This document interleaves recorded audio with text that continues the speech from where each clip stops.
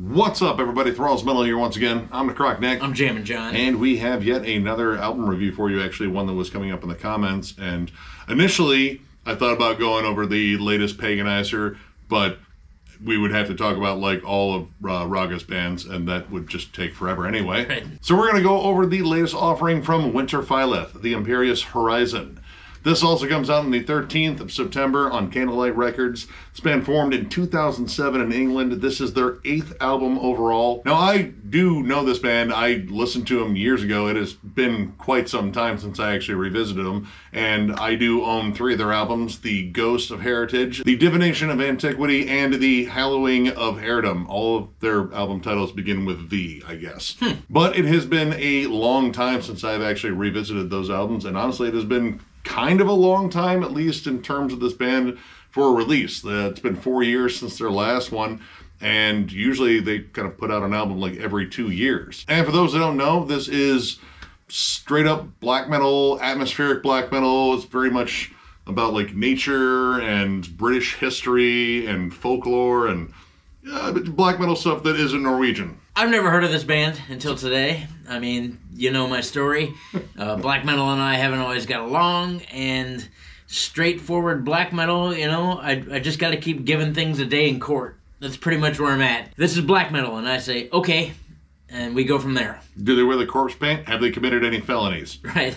How many of their members are actually dead? Is there snow on the cover? Does it look wintry? Is it cold? black and white? Yep. Are there people dressed up as scary pandas? All these things and more will be answered here. And I mean, obviously, the album cover doesn't show any people in corpse paint or pandas, but this is definitely 100% black metal. And again, it was kind of like a refresher course for me about this band because I had not listened to any of their albums in a long time. And honestly, I don't think much has changed over the years. This band is big on tremolo, big on atmosphere, big on blast beats, and just kind of a huge sprawling sound. Like baseline, I guess I could say this album sounds like what the album cover looks like. It is big, it is icy, it is majestic in a way, and very catchy.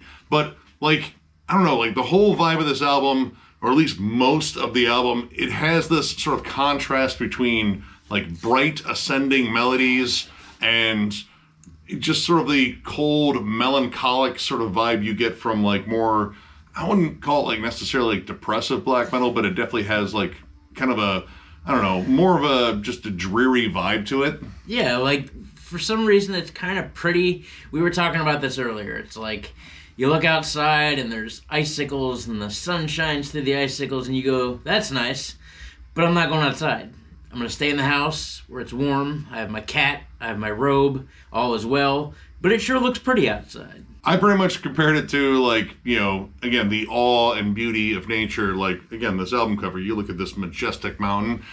I'm sure there are some people out there who's like, dude, I would climb that because this, music is soaring. It feels triumphant. And then the other side of the music is, I'm going to just die on that mountain because I probably shouldn't try to go up there, but I have chosen my spot where I'm going to leave my corpse. My last little bit of littering will be right there. But in a way, that is kind of the vibe. The opening track, Like a Brimming Fire, is just ascending melody after ascending melody and lots of layered, lush guitars. This band's sound is absolutely huge. It's, multiple track guitars, big synths, but they don't like dominate the mix. In fact, for the most part, they kind of sit back until they get like an empty space where they can actually flourish a bit. And they're not the cheesy kind of synths either, not the normal like whoop. It's not Christmas time in Norway. Right. They use strings for the most part, and that's a really cool contrast with the 1,000 layered guitars going on. Yeah, there are so many multi-tracked melodies on here. I mean, you have like so much like in the way of harmonies, but also like almost like counter melodies too. Like you get 2 different almost opposing melodies, but they do find points where they do link up. That's the cool thing I found, is that while the melodies for the most part, or harmonies or whatever, ascend, the strings usually sit in a lower register, which keeps things kind of forlorn. So that contrast between bright and sad just has this nice mix. And the synths kind of like, layer this even more. Like it kind of gives it like an extra thickness, even though that sounds kind of weird to say. Like I feel like I'm almost sexualizing the album. I'm not. But it does kind of give it like this kind of undercurrent of like melancholy to contrast these bright riffs. Vocally, I mean, at times this guy reminded me a lot of Grutley from Enslaved. And actually, some of this reminds me of their earlier stuff like, Circa Frost or Eld. Also, a lot of comparisons could be made to bands like Wolves in the Throne Room, Imperium Decadens, and even Droot a little bit. Yeah, the vocals for the most part, first of all, sit a little bit far back in the mix, and I kind of like that. It's a little bit more even kilter with the music. It again kind of gives it a more of a theatric effect. And they're not growls at all. For the most part, they're like shrieks, like desperate cried shrieks. Except for a part in Upon This Shore, there's a little bit of like a dynamic setup. There's this cool tribal drum beat that comes in, and just the setup to that, he growls on the opening beat of that. It's just real quick. But yeah, the vocals are pretty cool. You occasionally get like some chanted, just like ohs and ahs. And, that kind of just like blends in with a lot of the extra atmosphere in here. The thing that this album really excels at is melody, though. There are surprisingly so many bright, catchy melodies and just instant hooks. Upon the Shore in particular might have some of the catchiest melodies on this entire album. There's a whole section after the wall of blast beats come in. I mean, of course, you get blast beats and tremolos, and believe me, we'll get more into that because that is a good chunk of this album. But it slows down to this double time, kind of like stampeding groove, and then this tremolo hook is just outright catchier than hell, and they build on it with, again, like the layered synths, and then really just like kind of straightforward lead harmonies. Like they're not like the flashiest solos, but they contribute well to the melody. Everything on this album, when they choose to be melodic, they serve the melody. They don't kind of go off the script at all. There's really not a tremendous amount of surprises, but I do like that everything really does serve the song. There are a couple of leads. Again, they're not long by any means. Imperious Horizon has one, and then towards the end of In Silent Grace, there's a little lead. Again, nothing flashy by any means. It's more of like a contrasting melody to go with the harmonies of the synths going on. Now, while a lot of this, I would say, is, again, like kind of that more atmospheric black metal sort of vibe where, again, it's very lush and just dense with, again, tremolos. Like, it's a wall of, I mean, honestly, really pretty, but like very cold and very somber melodies. Like, again, I have this sort of like manic feel about like a lot of the melodies. Like, this is pretty, but why do I feel like crying? But occasionally this album does kind of get like a little bit more sinister, which is something I kind of expect from black metal anyway. I mean, black metal excels at sounding evil, and this definitely kind of stays in that more melodic gear for the most part, but there are parts that pop up on the title track where it really just shifts gears immediately. And you really hear that tonal change in the music. Instead of the ascending melodies, you get these like downtrodden, more sinister, just flat out gnarly riffs. And even the vocals kind of change their approach too. Instead of sounding desperate, they sound more evil. The Insurrection is probably the one that has like the biggest tonal shift of all. It is a flat out evil sounding song.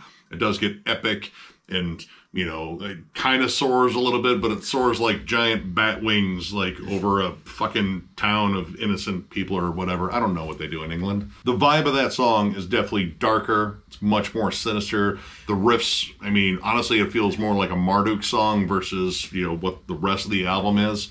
Well, yeah, instead of ascending melodies, they're now descending, and you get a lot more lower registered tremolos, and there's even some moments where those lower registered tremolos turn into dissonant harmonies, and it's got a vibe that the whole rest of the record doesn't have. It's like you've been waiting for this darkness the whole time, and bam, here it is. There's like a crack of light towards the end. You get some more of the soaring melodies and some really catchy lead harmonies on there. But it is easily the most evil sounding song on this album that they wrote, because there's some other stuff in here too that I'm going to save for later, because there's some other songs in here I want to get to. Namely, one that I think is a giant standout in Silent Grace, the longest track in the album, and it actually features A.A. Nem Thianga from Primordial. I can't believe I got that right on the first try. Good job. I know. That's really cool. I didn't think he was going to get it. That is like a mishmash of letters there. That song is really cool because it's jam-packed full of more dynamic. It's moody. It's got a great build in the beginning, this really actually kind of pretty acoustic harmony with this droning darker synth behind it. Actually kind of doomy in the fact that it moves a lot slower. There's no blast beats in that song. And then again, the vocals coming from the guy's name that I'm not going to repronounce, from Primordial. I've never jammed a whole lot of Primordial, but I'm about to. I went over the last one, and that was honestly the first time I had sat down and listened to a Primordial album, and I feel like I've been missing out. Yeah. I need to jam some more, but Nem Thianga owns on this song. His vocals, they're harrowing, they're desperate, they're pleading, but they're bellowed with such power. Like, he's just got an interesting vocal delivery, and it is a clear contrast from the vocals on this album being more just straightforward blackened screams. Everything feels like it just comes from the diaphragm and it is bellowed at the top of a mountain, and he just has this, I don't know, like sorrowful delivery. It just has like an emotional impact throughout the entire song. And there's a bass player. I mean, there's been one all along, but it was the first time I could really hear him because they're playing slower. Yeah. So, but why not let the guy shine a little bit? And he doesn't do a solo per se, but he's got some cool runs in there. Like, cool, you got a bass player. Yeah, there's not like a lot of empty space on this album for, a bass player to really kind of show it off, because a lot of this is droning tremolos, great harmonies, great melodies and such, but it is a constant just, like tremolo pick throughout most of this album, and it's also a constant blast beat through a good chunk of this. Like, the drum work in here I think is awesome. Dude's got some serious endurance because, pretty much from Like a Burning Fire all the way to the title track is just almost a constant blast, and then curtailing into like a double time sort of stampede. Like, there's not a lot of breaks. And well, that kind of hampered this album a little bit for me, just because, granted, I love the melodies. Like, the melodies in here are fantastic, like especially the interplay between the guitarists and how they kind of layer it with the synths, but with that very static blast beat that carries a good chunk of this album. And the fact that it is a constant tremolo, like, they really don't break off into like a different picking style until you hit In Silent Grace, which, again, stylistically one of the most different songs on here, outside of maybe like Earth and Sorrows, which is a acoustic instrumental with like some cello play in the background. It's really pretty. But yeah, like, a lot of the front half of this album kind of runs together. In Silent Grace was a nice break from all that. And by the time you get back to it with, To the Edge of Sanity, which is a nice, short, kind of like aggressive song, like it's almost kind of funky too, and the Insurrection being decidedly more sinister sounding, those were kind of refreshers that I might have needed like a little bit earlier on the album. I realized throughout this record that I actually don't have the physical conditioning to be a black metal drummer. I was tired for this dude after song 1, and 6 or 8 songs of blast beats. Like, man, I have massive respect for black metal drummers. Now, this album does run a bit long, and it kind of feels long again because, like, some of the songs kind of do drone on forever. They drone on like good parts, but you can get kind of too much of a good thing. But I do like that the bonus tracks in here are pretty interesting. One of them is an awesome cover of Emperor's The Majesty of the Night Sky. In the Night Side Eclipse was one of my first exposures to black metal. I love that album, and they crushed this cover. It's absolutely savage, and it's really cool to hear them do a lot of like different riff patterns in there, because that song isn't all tremolos, because Isan's just an insanely talented guitarist, always has been. And they also have a second version of In Silent Grace with all Nem Thianga's vocals on it. There's no one else singing on it, and I don't know, in a way I kind of prefer that one, just because like I heard his isolated vocals and there's no one kind of screaming behind him, which is very effective in that song, the regular version. But man, like, it sounds so much more powerful with just him. Baseline, I need to get some Primordial in my collection. I think that's what I'm getting at here. Yeah, me too. I really, really like his vocals. And nothing against the lead singer of this band. I think he does a great job too, but I think I've been missing out on Primordial. And I'm sure a lot of you will agree and blah, blah, blah, whatever. I've been missing out on a lot with black metal, period. But, you know, if I had to make a choice between the two tracks, I think I might pick the one with just his isolated vocals. I also have to say the production here, I think, is really solid. It captures that icy, cold sound, and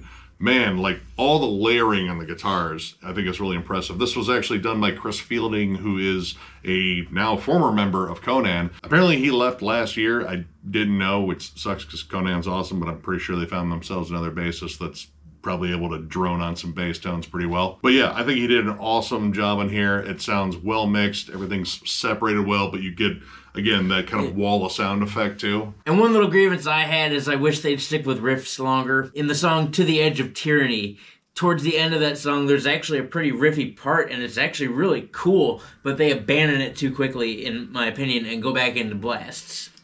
Yeah, I mean, there's that kind of like punky two-step on there. Yeah. You know, it kind of reminded me a little bit of Celtic Frost. But yeah, like this is not like a very riffy album. Not at all.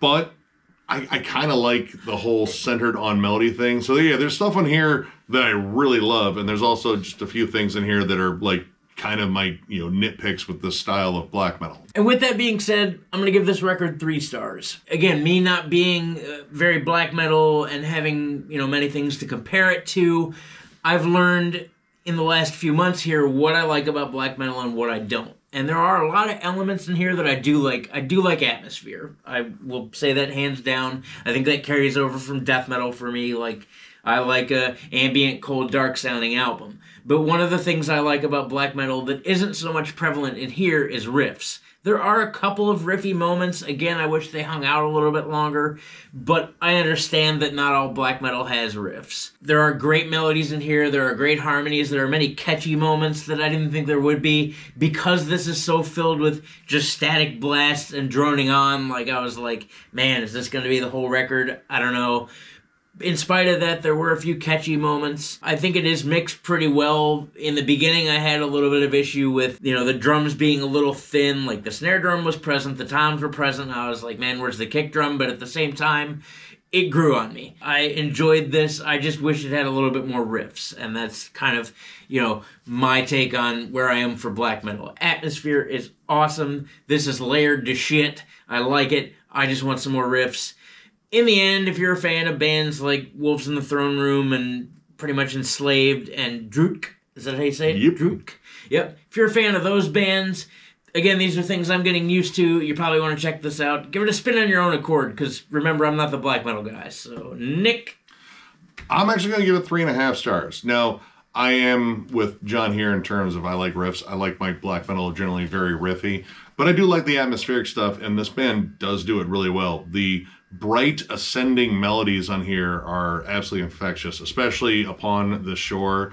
That song just has some absolutely amazing hooks on there. Like, it feels like you're on the peak of that mountain on the cover, except, you know, it's probably brighter and sunnier. And then a Yeti appears and mauls you to death. I know how mountaineering goes. I've watched YouTube videos. And I've seen National Geographic. 100%. This album definitely has some awesome standouts. There's some great songwriting on here, great use of dynamics. I do feel, though, that they do drone on parts, and that is largely like a front half of the album issue. Like, the first few tracks on here, you know, they kind of start all the same. They kind of do a lot of the same thing. Now, granted, the melodies are different, and there are like moments that pop up to break them up. But that sort of static blast and static tremolo thing, it kind of wears on me after a while. But overall, I do enjoy this, and they absolutely nailed that cover of Emperor. Way to go. That was badass. But yeah, if you're a big fan, again, of like specifically early Enslaved, definitely Wolves in the Throne Room, Imperium Decadens, Drutk, and probably a litany of other atmospheric black metal bands that I can't think of right now, check this out. This is a solid listen.